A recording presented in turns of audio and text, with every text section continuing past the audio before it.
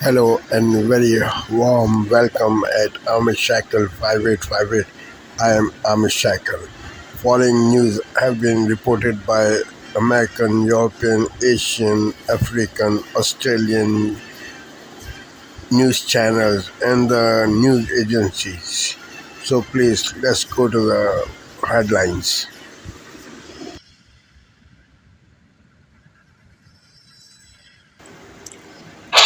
Tonight, breaking news as we come on the air, protests spreading across the U.S. from Los Angeles to New York to Boston. Tonight, the images of ICE agents chasing farm workers through the fields. Also tonight, the female sailor found dead days after going missing from her barracks.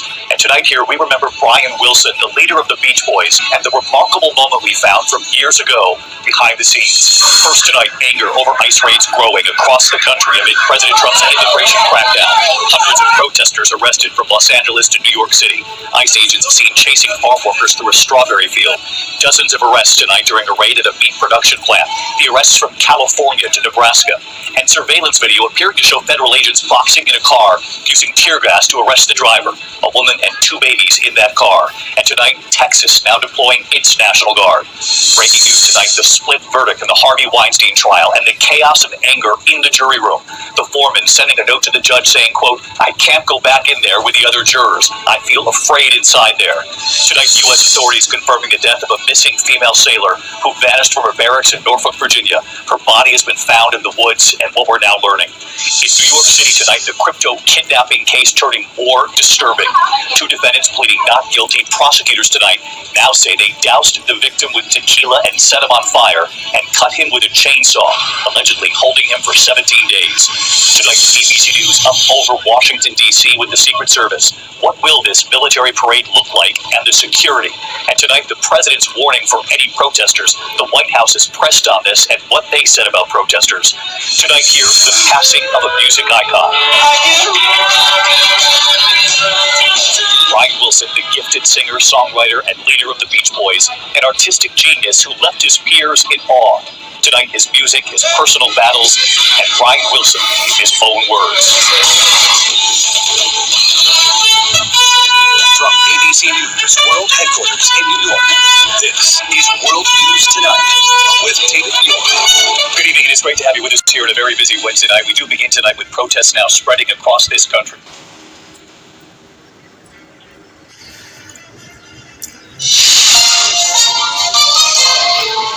Canada and the U.S. making inroads this Wednesday night on a possible trade deal. How much progress is being made, and when might a deal be finalized? There'd be lots of questions if there isn't something that is announced. As President Trump proclaims he's made a deal with China. The uproar over Trump's immigration raids. To have people live in fear like it is today is just unacceptable. The pressure to end them now.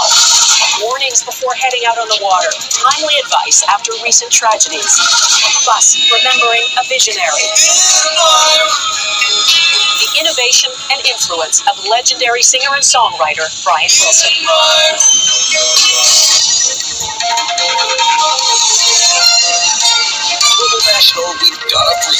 Good evening and thanks for joining us. There are hints Canada and the U.S. are moving closer to some kind of deal on trade. Last week, the government confirmed Canadian Prime Minister Mark Carney has been communicating directly with the U.S. president, but made it clear they're not going to negotiate in public. Today, the American ambassador to Canada signaled some progress is being made ahead of the two leaders meeting at the G7 summit in Alberta next week. And President Trump himself claims a trade deal with China is done. We'll go to Washington in just a moment, but we begin with David Akin in Ottawa and where things stand with Trump and a trade deal with Canada. David. Yeah, Prime Minister Mark Carney and President Donald Trump have exchanged some documents with negotiating positions on security, tariffs, and trade, although sources are characterizing this as, pretty much the normal exchange of documents between two sides in a negotiation, and they really won't say anything more beyond that. Now, Global News has learned that the two sides are not yet ready to exchange a comprehensive draft agreement. Now, neither Carney nor Trump are speaking about this today, but the U.S. Ambassador to Canada, Pete Hoekstra, acknowledged that Carney and Trump will certainly get asked. Florida, California Governor Gavin Newsom is blaming President Trump for the riots in Los Angeles after a judge rejected Newsom's motion to block the Marines and National Guard from deploying. This brazen abuse of power by a sitting president inflamed a combustible situation, putting our people our officers, and even our National Guard at risk. California may be first, but it clearly will not end here. Other states are next. Democracy is next. Democracy is under assault before our eyes. But the president says federal troops are helping save the city. Called him up to tell him, got to do a better job. He's doing a bad job, causing a lot of death and a lot of potential death. If we didn't send out the National Guard, and last time we gave a little additional help, you would have Los Angeles would be burning right now. Joining us now, the United States Attorney General Pam Bondi. Madam Attorney General, thanks so much for joining the program. Thanks, Lawrence. So tell me about this lawsuit, and what do you make of the governor blaming the president for the actions of illegals in this country not abiding by the court order, the warrants to come pick them up, and the protesters that are now activists that are throwing stuff at the cops? Well, Lawrence, evidently, Gavin Newsom has not been out to the scene. He has not turned on the television set to see the incredible amount of violence that is happening in Los Angeles. President Trump is going to make America safe again. We're going to protect Americans, and that includes Californians. If Gavin Newsom isn't going to protect them, we are. He also failed to declare an economic disaster. Had he done that, Kelly Loeffler and the Small Business Administration could have come in and helped all those businesses that were being looted. We could have given them federal funding, but he's refusing to help even his own small businesses in California.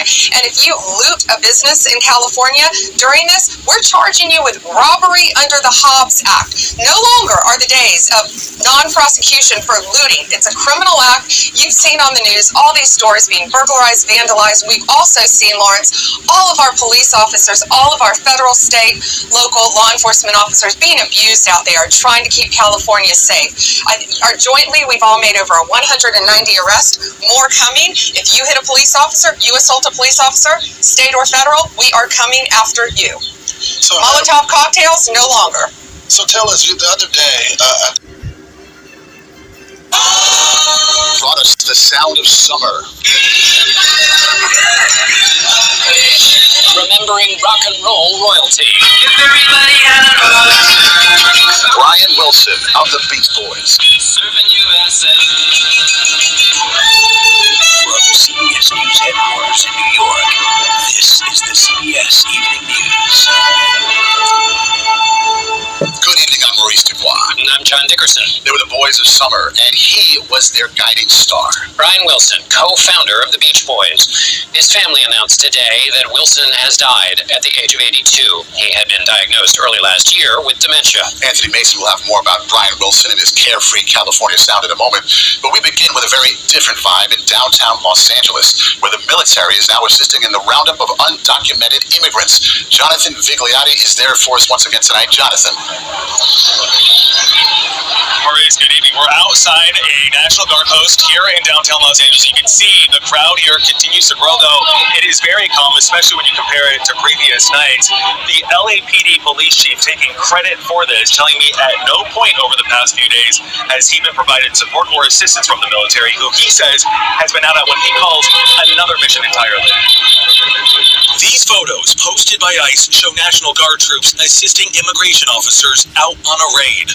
It is different than what President Trump said their role would be, to protect federal buildings and to help suppress protests, which at times have been violent.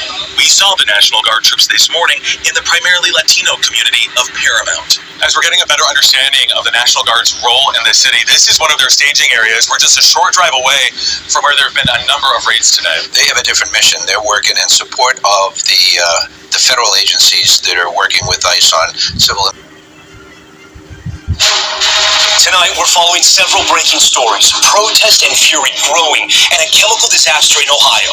In Los Angeles, a curfew now in effect as frustrations run high over immigration raids. Violent protesters being rounded up, including a man accused of tossing a Molotov cocktail at police. Business owners now arming themselves as demonstrations are expanding from LA's 101 to New York to Chicago, where a car drove through a crowd.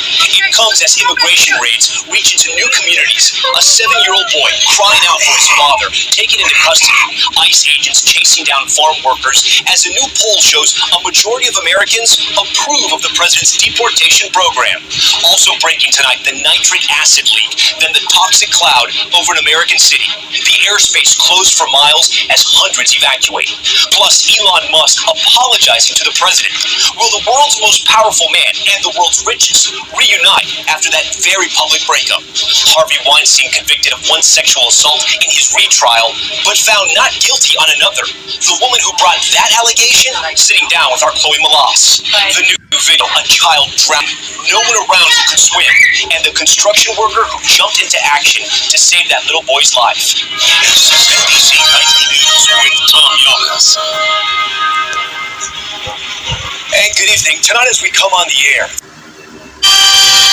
Good evening, I'm Amna Navaz. And I'm Jeff Bennett. On the NewsHour tonight, protests against immigration raids spread to more cities across the country as the president threatens to deploy more military forces.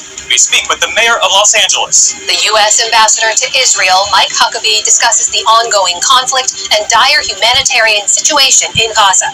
And Judy Woodruff visits a project restoring social trust and civic engagement in a time of increasing national division. It was important to us when we started this work to do work that actually was applicable to red and blue states. Bringing those groups together is the only way we're going to build trust in this country.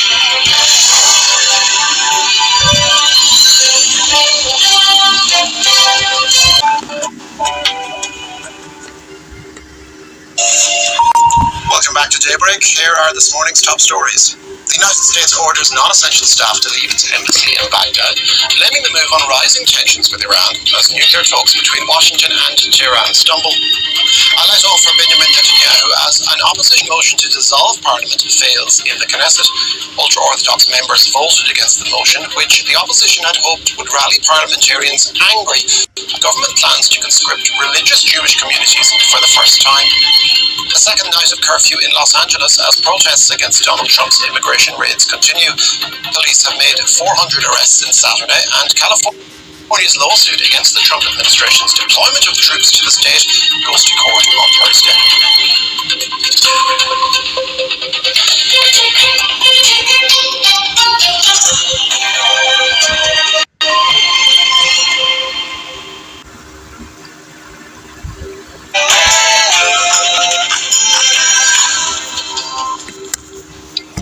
A third night of chaos and rioting in Northern Ireland. 6 arrests so far, with fireworks and bricks injuring police as public buildings are set on fire. Officers from England, Scotland and Wales scramble to the scene as some residents fear for their lives.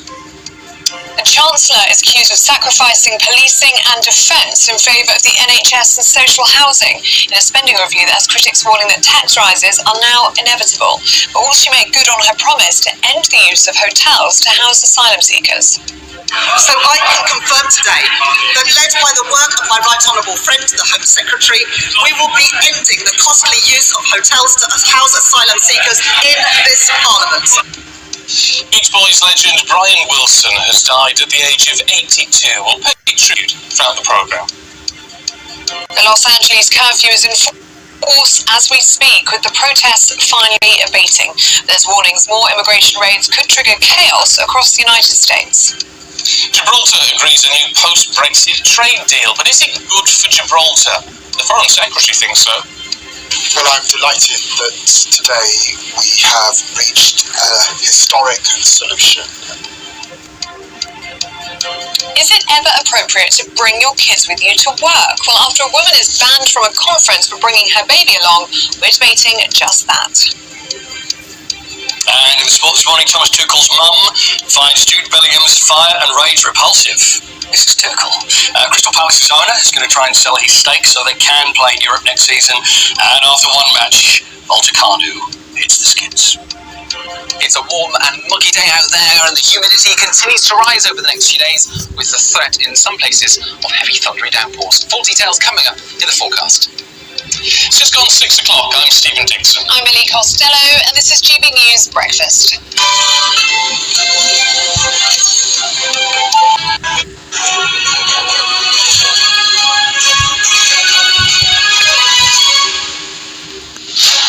Hello, good morning. It's o'clock on today's show, violence erupts for a third night in Northern Ireland. Rioters set fire to a leisure centre, sheltering immigrants forced out of their homes. Plus, renewing Britain or a reckless splurge. We'll hear from the Chancellor later this morning. It's Thursday, the 12th of June. Anti-immigrant mobs attack police with bottles, bricks and smoke bombs as civil unrest spreads in Northern Ireland. The Chancellor splashes the cash in a do-or-die bid to drive growth, announcing £117 billion for big capital projects in the spending review. The US threatens to scrap the AUKUS submarine deal worth billions to British defence companies.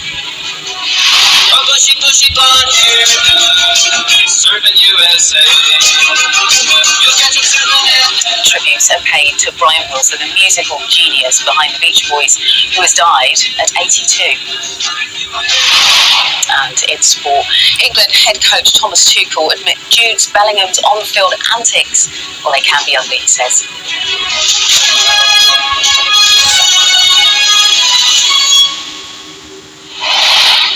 Good morning, everyone. Thanks for your company here on Breakfast. Now, there's been News on ABC TV and ABC iView.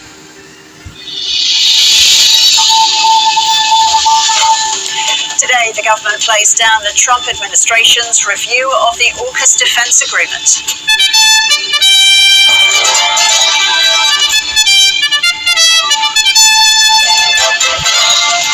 The head of Monash IVF resigns days after a second embryo bungle was made public. An uneasy calm in Los Angeles as cities across the US brace for more immigration protests. And one of the most talented musicians of the 20th century, the Beach Boys' Brian Wilson, has died. He was 82.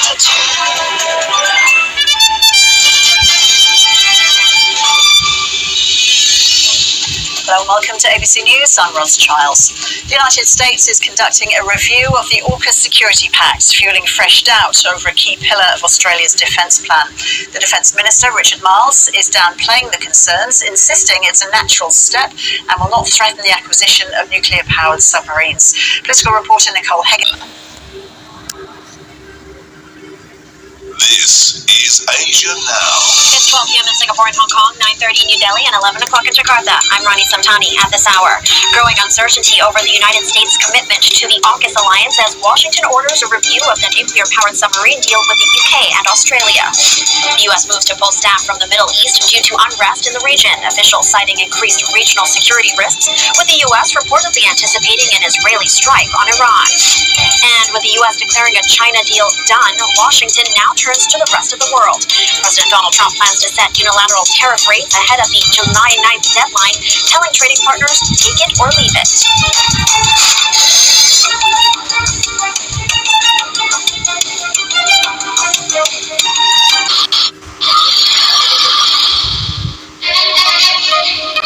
Africa News. The news. 15-year-old Tahiro is going to school, learning to read and write. But some time ago, he was a child worker, like an estimated 138 million children globally in 2024. Before enrolling in school, I used to work in the cotton fields. We would return home very late in the evening. And upon returning, I would rush to the bus to work as an apprentice. But since I started school, I stopped doing all that. Before, I couldn't read or even write my name. But now I know how to read and write. And I help my father with documents. A new report by the International Labour Organization has found that child labour fell by 20 million children between 2020 and 2024. When my mother wants to write something, she always comes to me to do it. That is one of the positive things about going to school. Despite the positive trend, the world has missed its target of eliminating child labour by 2025. In many countries, children still work in a variety of sectors. Our latest global estimate presents a story of progress and hope, but the pace is still too slow. Behind every number, let's remind ourselves that there is a child whose right to education, protection, and decent future is being denied. The report makes clear that isolated efforts won't work.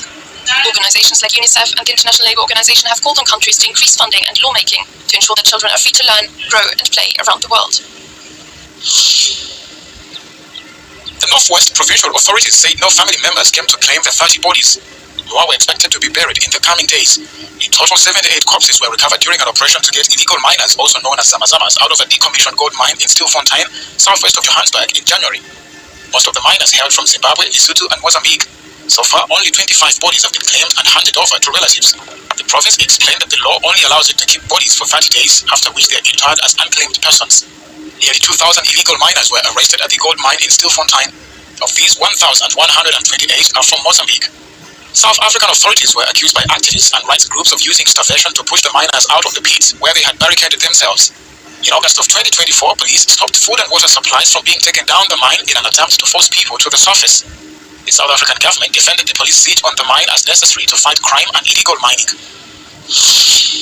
It's a somber record. Nearly 1.3 billion Haitians have been forced to flee their homes due to violence, the highest number ever recorded in the country. Haiti has been the victim of gang violence for years, with the epicenter in the capital, Port-au-Prince. But the crisis has been spreading to other parts of the country, forcing more people to become internally displaced. The number of refugees has increased by 24% since December 2024, according to the International Organization for Migration. As a result, many Haitians now face life in makeshift shelters, without access to healthcare, schools, and clean water. Humanitarian aid is essential to survival for large parts of the population, and civilians also remain the main victims of the gang violence. Reports of killings, kidnappings, and rape continue to emerge from the fragile country. International efforts to curb the violence, notably a Kenyan-led police mission, have so far not sustainably improved the situation. For Haitians, the crisis is likely set to continue. It was one of the most explosive social media exchanges in American politics. Relations between billionaire Elon Musk and US President Donald Trump rapidly deteriorated into an open feud on social media earlier this month. Now, Musk has backtracked on some of his social media posts about Trump and said that they went too far. The billionaire earlier deleted a post in which he claimed without evidence that the government was concealing information about the president's association with infamous pedophile Jeffrey Epstein. And he only developed the problem. Musk previously spent hundreds of millions of dollars on Trump's election and played a key role in the first months of Trump's second term as president. But whether the apology will bring the billionaire once again close to the US president remains uncertain.